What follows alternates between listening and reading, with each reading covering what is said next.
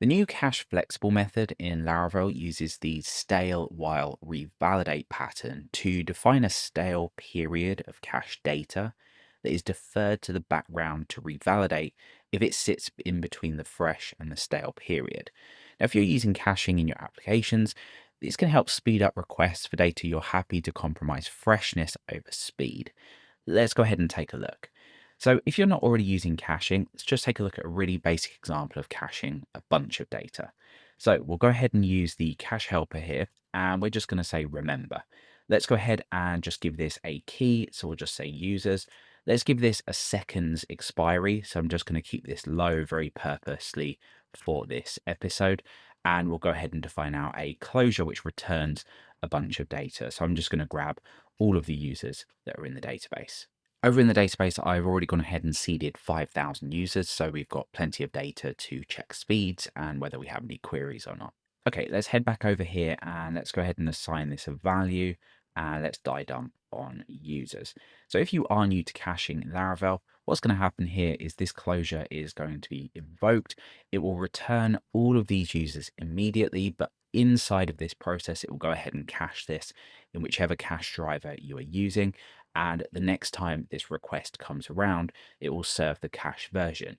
If 10 seconds has passed since this was cached, it will be revalidated and this closure will run again to fetch any fresh data. Before we run this, let's just go over and just check which cache driver we're using or cache store we're using. And at the moment we're using the database. I'm just going to switch this over to file just for the purpose of this. Okay, so let's go ahead and just make sure we pull in the user model in here and let's go over and run this.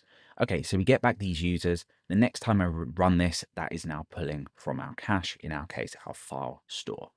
So what we're going to do is just very quickly install Laravel debug bar, just so we can see that the query does actually disappear.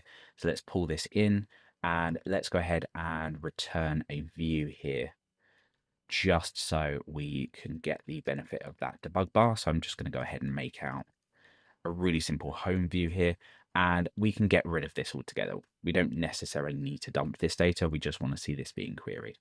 So if I give this a refresh, let's head over to the queries section here, and you can see we get a select everything from the users table. When I give that a refresh, this is now serving the cache data.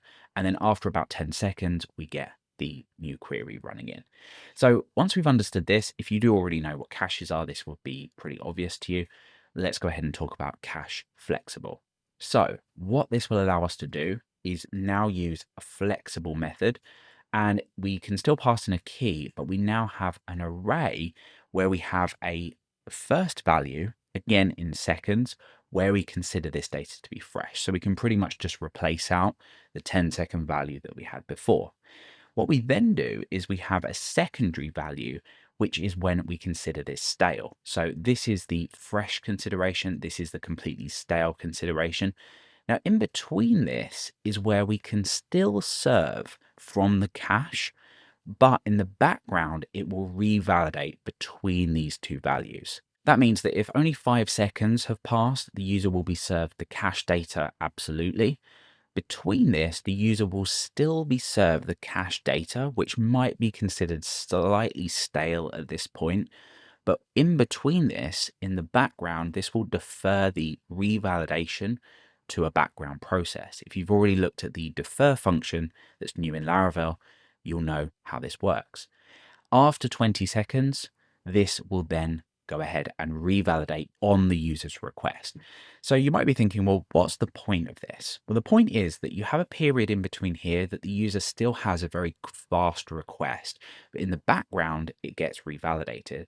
That means that doing this and slightly tweaking these values, depending on what you're building, doing some experimenting, will result in faster load times if you're using cache data, because in between these periods, the users will still have a really snappy experience. They'll just get very slightly stale data, but it will still be revalidated just in the background.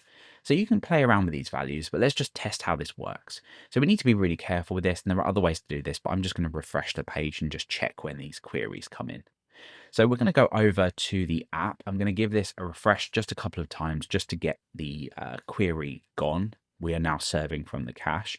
Now what I'm going to do is I'm going to wait for about 10 seconds, and then I'm going to go ahead and refresh the page. Okay, so after this period, I've just refreshed. This will now be deferred to a background process to revalidate the cache. And when we refresh now, you can see that even after that period, it still isn't performing that query to pull that data back. The data will still be fresh because the next time we run this, we will get the revalidated data. It's just happened in the background.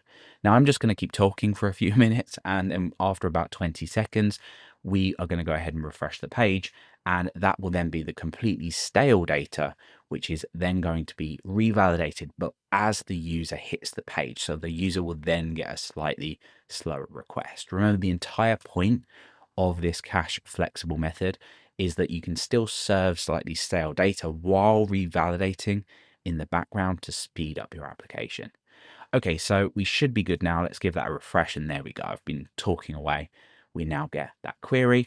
When I refresh, of course, we still come back. So you can go ahead and tweak and experiment with these values. Just remember that the period in between here is when we consider something stale, but still want to display it to the user while revalidating in the background.